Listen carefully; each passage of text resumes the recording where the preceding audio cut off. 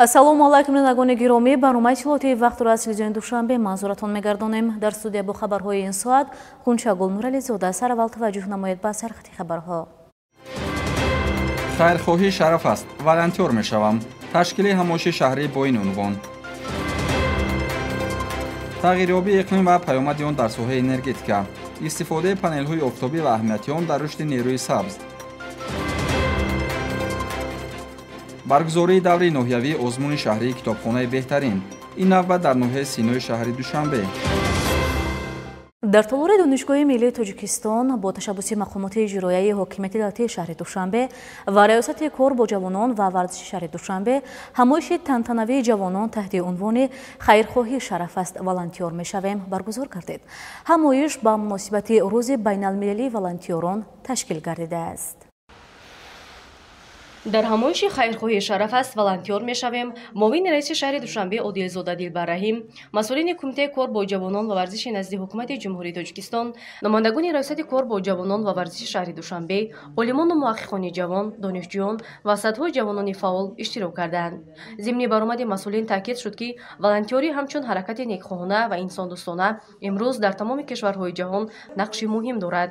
дар Тоҷикистон низ ин ҳаракат бо дастгирии ҳукумати кишвар дар пойтахт бошад, зери таваҷҷӯҳи роҳбарияти шаҳри Душанбе рушду тавсияи хоса ёфта истодааст. ҳамчунин зикр шуд, ки имрӯз дар шаҳри Душанбе беш аз 2000 нафар волонтёр буда, дар раёсати кор бо ҷавонон ва варзиши шаҳр беш аз 250 нафар ихтиёрёни фаъолу ташаббускоре, ки ҳамарӯза саҳми арзишманди хешро дар пешрафти ҷомеа мегузоранд, хизмат мерасонанд. имрӯз мафҳуми волонтёрӣ ва муҳим будани хизмати онҳо дар ҷомеа аллакай дарк гардидааст. ҳамарӯза ҷавонони зиёд муроҷиат намуда хоҳиш доранд, ки дар ин мактаб тарбия ёфта ба камол расанд, то вақту дониш ва имконияти худро ба фоидаи ҷомеа сарф намоянд. дар ҷавомат ба як қатор ҷавонони фаъол, волонтёрон, ташаббускорон ва аъзоёни клубҳои ҷавонон ифтихорнома ва сипосномаҳои мақомоти иҷроияи ҳокимияти давлатии шаҳри Душанбе тақдим гардид. мақсад аз баргузории чунин ҳамоиши бошуку ташвиқу тарғиби корҳои ихтиёрӣ, ҷалби ҳарчи бештари ҷавонон ба амалҳои хайрхоҳона ва боло бурдани мавқеи волонтёрон дар ҷомеа арзёбӣ гардид.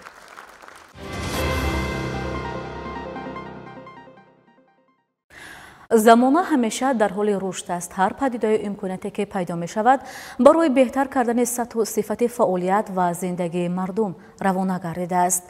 имрӯз пайдо кардани роҳҳои наву муассири энергия, ки қисми асосии рушди иқтисодию иҷтимоии ҳар кишвар гардидааст, дар мадди аввали фаъолияти давлату ҳукумат қарор дорад. дар шароити тағйирёбии иқлим ва кам гардидани манбаъҳои истеҳсоли энергия тавассути об истифодаи панелҳои офтобӣ як амри зарурӣ ва роҳи расидан ба ҳадафҳои пешгузошташудаи ин самт мебошад. шарҳи бештар дар ин бора. дар давраи тирамӯ зимистон норасоии нерӯи барқ ба назар мерасад. ин пеш аз ҳама ба тағйирёбии иқлим ва кам шудани манбаъҳои оби руду дарёҳо вобастагӣ дорад. дар чунин шароит рӯ овардан ба манбаъҳои дигари истеҳсоли нерӯи барқ ба манфиати кор аст, мегӯянд коршиносони соҳа.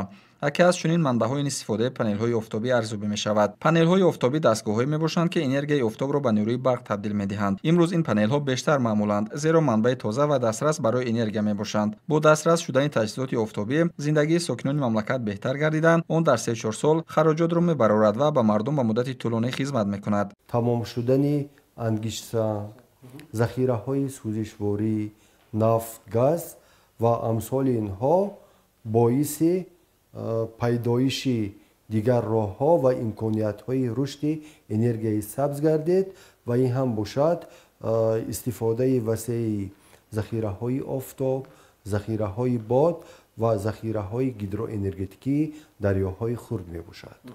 пайваста ба ин нақшаи дурнамои ҳукумати ҷумҳурии Тоҷикистон доир ба самти васеъ истифода бурдани захираҳои манбаъҳои барқароршавандаи энергия яке аз омилҳои бисёр муҳим ва саривақтӣ ба ҳисоб рафта, дар ин масир барномаҳои истифодаи рушди он дар мадди назари аввали ҳукумат қарор дорад ва дар ин ҷода бо таҳияи нақшачорабиниҳо рушди энергияи сабзро то давраи соли 2037 пешбинӣ намудааст, ки зиёда аз 1000 мегаватт то ин давра аз ҳисоби энергияи сабз استحصال карда шавад. мувофиқи стратегияи рушди иқтисоди сабз дар ҷумҳурии Тоҷикистон барои солҳои 2027-2037 дар мамлакати мо ки дар як сол 280 то 330 рӯзи офтобӣ ба қайд гирифта мешавад, нерӯи офтоб ҳамчун манбаи дуюми энергияи барқароршаванда пас аз нерӯи об хеле мусоид аст. Барои тавлиди нерӯи барқ якчанд намуди технология истифода мешаванд, аммо панели офтобӣ энергия аз ҷаҳати экологии тозаро тавлид менамояд.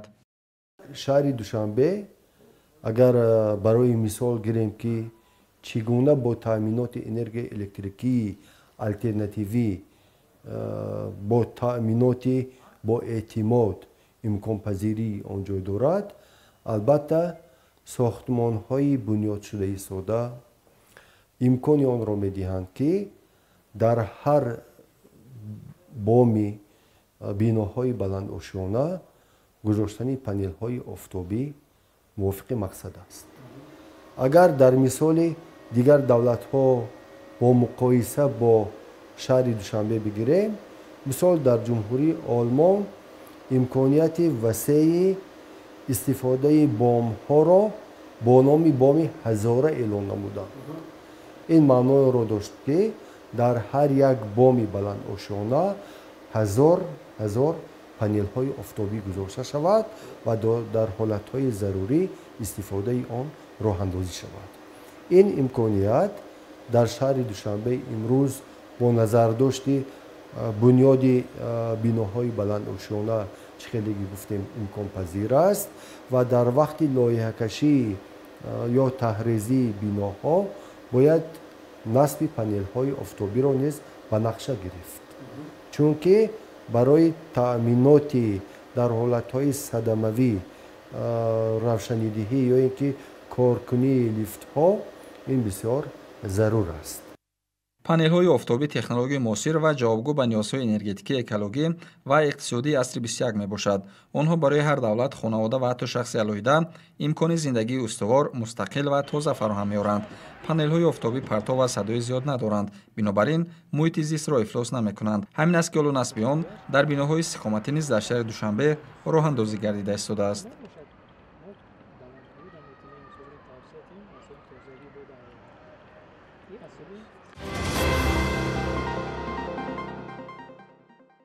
استفاده سرفکرانه نیروی برق، ریایه همه‌جانبه قاعده‌های بی‌خطری از سوختار یکی از مقصدهای اساسی گروه کاری ریاست خدمات دولتی آتش‌نشانی شهر دوشنبه است که حالا در حدود پایتخت اعضای آن فعالیت خود را تقویت بخشیدند. چهاربینی‌های ساحوی این نوبت در مؤسسه‌های تندرستی پایتخت وابسته به این سمت گزارنده شد.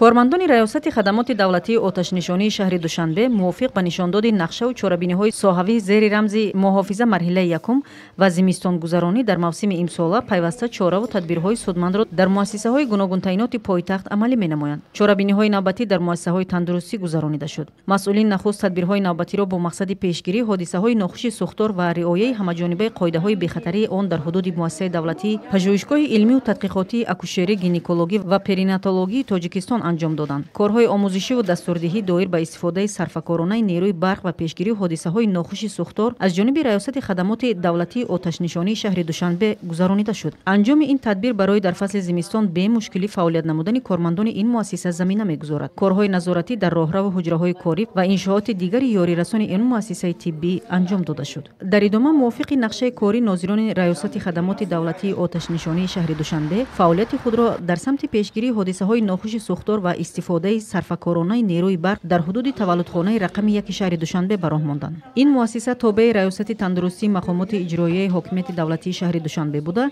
همروزه به ساکنان شهر خدمت طبی می‌رساند. از این رو قاعده‌های بی‌خطری در آن بیش از پیش رعایت کرده می‌شود.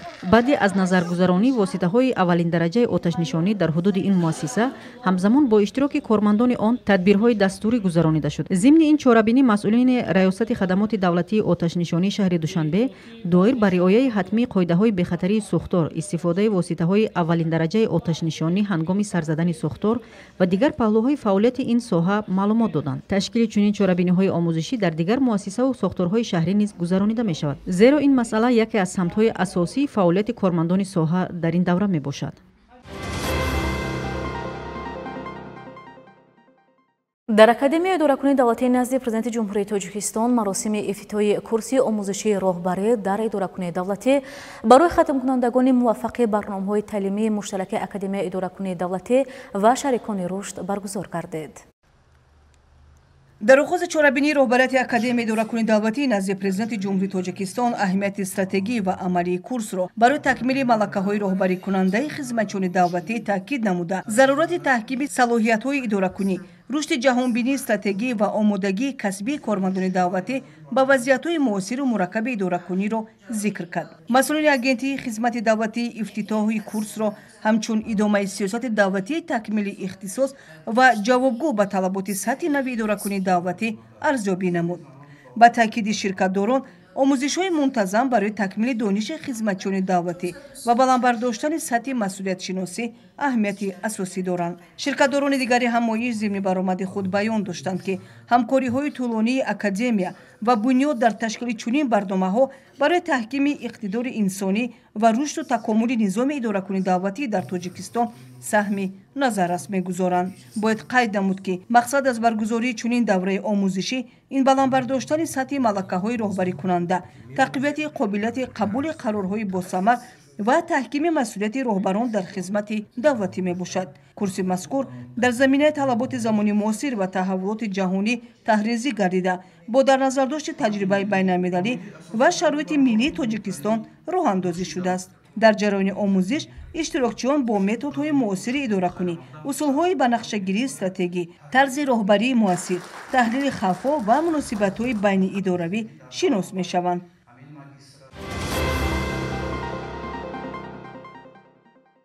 از جانب مقامات اجرایی حکومت دولتی ناحیه سینا میان وزارت کمیته، تشکیلات مؤسسه و شهرک و محله‌های حدود ناحیه دوره ناحیوی آزمون کتابخانه بهترین تشکیل کرده شد. گزارش نوبتی در این باره. با تشبث مقامات اجرایی حکومت دولتی ناحیه سینا از 8 تا 10 دکبر سال روان میان وزارت و کمیته، تشکیلات مؤسسه، شهرک و محله‌های ناحیه دور ناحیوی آزمون کتابخانه بهترین برگزار کرده می شود. در روز اول برگزاری آزمون هیئت حکمان و کمیسیون آزمون از کتابخانه وزارت مهنت، مهاجرت و شغل اهالی جمهوری تاجیکستان بازدید نمودند. آزمون شهری کتابخانه بهترین با مقصد احیا و رشد فعالیت کتابخانه‌های مکتبی، بیدار نمودن حس مسئولیت نسبت به احترام کتاب، ذوق کتابخوانی، احتیاط نمودن کتاب دوستی، زیبایی پرستی، ذوق استتیکی خوانندگان، بلند برداشتن سطح تربیت آنها تشکیل کرده می شود. آزمون کتابخانه بهترین با مقصد مستحکم نمودن پایگاه مدی تکنیکی کتابخانه‌های مکتبی، غنی گرداندن و تامین نمودن آنها با مقدار ضروری ادبیات بدیهی و بچگانه راه اندازی گردیده، همزمان بهره بلند نمودن نفوذ کتابخانه همچون جزء مهم و جدا نشونده روند تعلیم و تربیت نگرانده شده است. کتابخانه اولوی بهرام سیدزاده از جمله داوطلب دیگری دوره ناحیوی آزمون کتابخانه بهترین بود. در این خانه‌دان زیاد از 5000 نسخه ادبیات علمی، بدیهی، سیاسی، تخصصی و صحوی نگهداری کرده می شود و فرزندان و دیگر اهل خانه‌دان با استفاده از آن امکان دارند دانش‌های خود را وسیع نمایند. در شهرک 102 ناحیه سینای پایتخت مرکز علمی و بدیهی و آموزشی خانه دانش فعالیت می نماید که اعضای حکمان آزمون از روی نامیناسیون بهترین کتابخانه عمومی از این مرکز دیدن کردند. بنا به اطلاع کارمندان مرکز در اینجا برای خوانندگان و دیگر علاقه‌مندان و دوستداران کتاب اثرها با فراگیری 3 زبان تاجیکی، روسی و انگلیسی فراهم آورده شده است. خوانندگان نیز در این برابر از مورد استفاده قرار گرفتن چون یک مکان علم و ادب خوشحال گردیدند و فعالیت این مرکز را در صیقل دانش و ملکه خوانندگان و عموما ساکنان مهم ارزیابی نمودند. در ادامه مسئولین از کتابخانه لیسه عمری خیام بازدید نمودند. نوبسته به آنکه کتابخانه مذکور مکتبی دانسته می شود، اما در آن بیش از 10000 نسخه کتاب‌های بدیهی و نزدیک به 15000 نسخه کتاب‌های درسی جای دارند. همچنین در کتابخانه زیاده از 7000 نسخه کتاب‌های الکترونی نگهداری کرده می شود. هیئت حکمان ضمن نتیجه گیری آزمون بیشتر به نظامنامه، شناسنامه، نقشه کاری کتابخانه، دستورالعمل وظیفوی، روزنامه کاری کتابدار، کتاب‌های اینونتری و عمومی، نمایش کتاب‌های نو و کتاب‌های فراموش شده، تهیه لوحه کتابخانوی راجع به کتاب‌ها، شعرها و پارچه‌های به موضوع تاجیکستان بخشیده ادیبان، گوشه اثرهای فروغ صبح دانای کتاب است، تعمیر و ترمیم و تازگی کتابخانه، تشکیل نمودن مسابقه کتابخوانی بین خوانندگان مکتب و نتیجه آن و همچنین گوشه اثرهای پیشوای ملت اعتباری مخصوص ظاهر نمودند. باید قید کرد که کتابخانه‌های بهترین که نسبتاً به خلهای بلند سزاوار می‌گردند غالب آزمون دانسته شده با دیپلم و توفه‌های خودروی مقامات اجرایی حکومت دولتی ناحیه سینا قدردانی کرده می‌شوند. با نوبت آن که عین زمان در پایتخت دور ناحیوی آزمون شهری کتابخانه بهترین ادامه دارد، هیئت حکمان در ناحیه سینا аз фаъолияти китобхонаҳо боздид намуданд. дар ин рӯз онҳо аз рӯи якчанд меъёр ва низомномае ки дар қарор омадааст баҳогузорӣ намуданд. аз ҷумла баҳогузорӣ намуданд вобаста ба муштариёни китобхона, воридоти адабиёти тозанашру гуногун соҳа ва инчунин маҳфилҳои амалкунанда дар китобхонаҳои ноҳияи Сино. ёдовар мешавем ки ҳайати ҳакамон дар ин рӯз аз рӯи 4 бахш беҳтарин китобхонаи оммавӣ, беҳтарин китобхонаи илмӣ соҳавӣ, беҳтарин китобхонаи идоравӣ ва беҳтарин китобхонаи оилавӣ боздид намуданд. Валиҷон Шарифзода, Искандари Додарбек барои барномаи иттилоотии Вақт.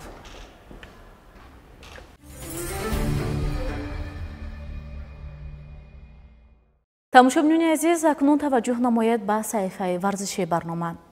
дар меҳмонхонаи ҳаят реҷенси маросими қадрдонӣ ва ҷанбасти мусобиқаҳои ҷумҳуриявӣ оид ба шоҳмот, шашка, тенниси рӯи мез ва волейбол барои дарёфти ҷоми пешвои миллат баргузор гардид. гузориш аз раванди баргузории он. маросими қадрдонӣ ва ҷанбасти мусобиқаҳои ҷумҳуриявӣ оид ба шоҳмот, шашка, тенниси рӯи мез ва волейбол барои дарёфти ҷоми пешвои миллат бо иштироки варзишгарони фаъоли вазоратҳои идораҳои кишвар баргузор гардид. мусобиқаҳои мазкур бо мақсади тарғиби тарзи ҳаёти солим, таҳкими робитаҳои дӯстона ва рушди фарҳанги варзишӣ миёни кормандони сохторҳои давлатӣ ташкил ва баргузор шуданд. дар чорабинии роҳбарияти Федератсияи шоҳмоти Тоҷикистон ва инчунин масъулини Кумитаи кор бо ҷавонон ва варзиши назди ҳукумати ҷумҳурияти Тоҷикистон иштирок намуданд. баъди муайян гардани ғолибону гирандагони мақомҳои ифтихорӣ дар риштаҳои волейболу тенниси рӯи мез ҳамзамон нафарони арзанда дар риштаи шоҳмот ва шашка низ қадрдонӣ гардиданд. ҷоми пешвои миллат оид ба шоҳмот мусобиқаи анъанавӣ буда ҳамасола доир мегардад. имсол дар мусобиқа 160 варзишгар аз тамоми шаҳру ноҳияи мамлакат ширкат намуданд. дар тӯли 5 сол ки чунин мусобиқаҳо доир карда шуда истодааст, барои чеҳраҳои нав ва барои ба варзиши касбӣ намоён намудани чеҳраҳои нуфта аз маҳал, аз деҳа, аз яъне ки дигар ташкилоти муассисо аллакай пайгир шудастанд ва дар риштаҳои варзиши касбӣ яъне ки пайваст шуда истодаанд. рақобатҳо дар се категория миёни наврасони то 14 сола, ҷавонон ва аз 30 сола боло миёни касбиҳо ва ғайри касбиҳо роҳандозӣ шуд. дар мусобиқа оид ба шоҳмот миёни касбиҳо 6 мақом миёни мардон ва бонувон муайян гардид. сезинаи ифтихориро миёни бонувон Саидова Рухшона, Ҷумаева Шоҳсана ва Мазғабова Шукрона аз они худ намуданд. баргузории чунин мусобиқаҳо ҳамасола на танҳо дорои аҳамияти варзишӣ, балки арзиши баланди тарбиявӣ ва иҷтимоӣ дошта ба ҷалби бештари кормандон ба варзиш, таҳкими ҳамкориҳои фарҳангӣ ва ташаккули муҳити солими корӣ мусоидат мекунад.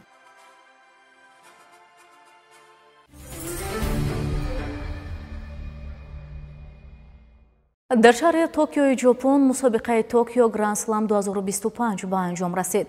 дар рӯзи охири мусобиқа Тоҷикистонро Обид Ҷебов, Мусанниф Миробов, Сомон Маҳмадбеков ва Беҳрӯз Хоҷазода намояндагӣ карданд ва мутаассифона варзишгарони мо натавонистанд ба рақибони хеш дастболо гарданд. ҳамин тавр ҷудокорони тоҷик мусобиқаи Токио Гранд Слам 2025ро бидуни медал ҷамъбаст намуданд.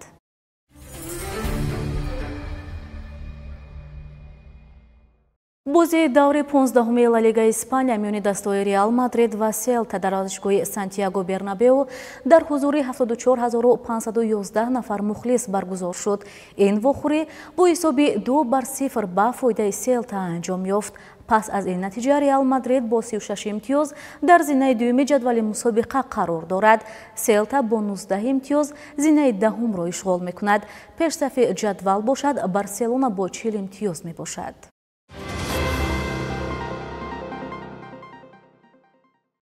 тамошобинони азиз, акнун таваҷҷӯҳ намоед ба як эълон. муассисаи давлатии телевизиони Душанбе бо мақсади дарёфти чеҳраҳои навзабондон, муҳаррирон, наворбардорон, коргардонҳо, танзимгарон, кормандони бахши муҳосибӣ, масъули бойгонӣ, равшанидиҳанда ва ронанда озмун эълон менамояд. довталабон бояд дорои маълумоти тахассусӣ бошанд. ба донандагони забонҳои хориҷӣ бартарӣ дода мешавад. барои маълумоти иловагӣ метавонед ба шӯъбаи баҳисобгирии кадрҳо, таъминоти ҳуқуқӣ ва коргузории муассиса бо телефони 223 03 47 муроҷиат намоед. тамошобинони азиз, бо расидани тозатарини хабарҳо дар нашрҳои минбаъда шуморо ошно месозем. хайр, саломат бошед.